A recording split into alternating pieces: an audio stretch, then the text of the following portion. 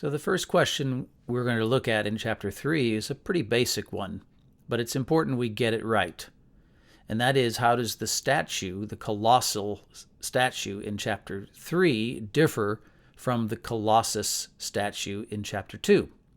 And the first thing to notice is that this is a real statue. Nebuchadnezzar actually built this sculpture, the statue, and he set it up in the plain of Dura in a province of Babylon. So it's real. It's not in a dream. Secondly, this statue is one that is all of gold. It's an image of gold.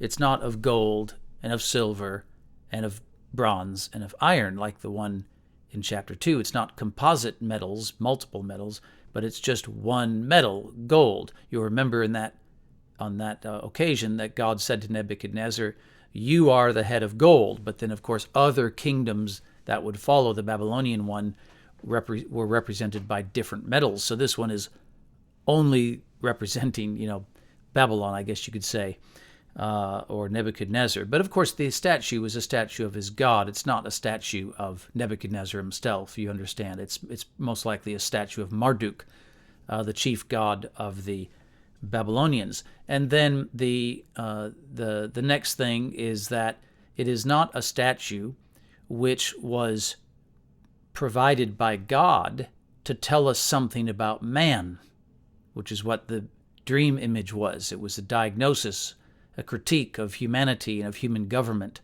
provided by God.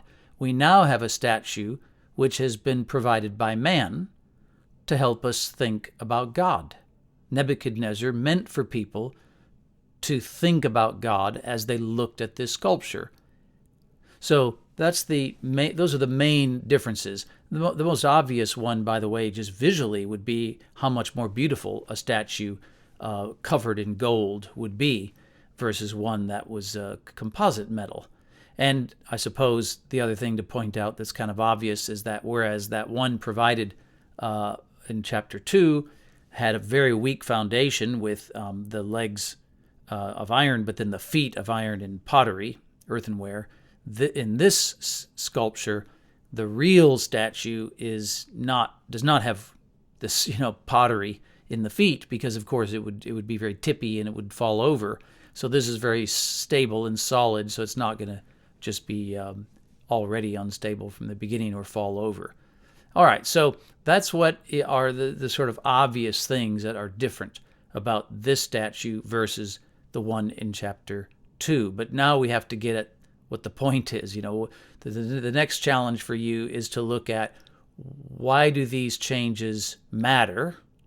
Why are they relevant? In what way does Nebuchadnezzar's statue tell us about God, what a man thinks about God, or what Nebuchadnezzar wants his people to think about God?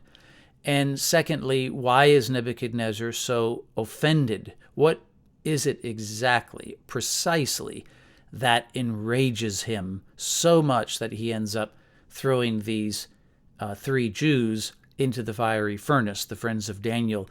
And again, there's lots of things that could upset him about this. There may even be, it might be multivalent. There might be multiple reasons why he is angry. But what would you say, if you had to boil it down to one main reason? What really is it that's making him so upset? So dig in, and we'll see you next time.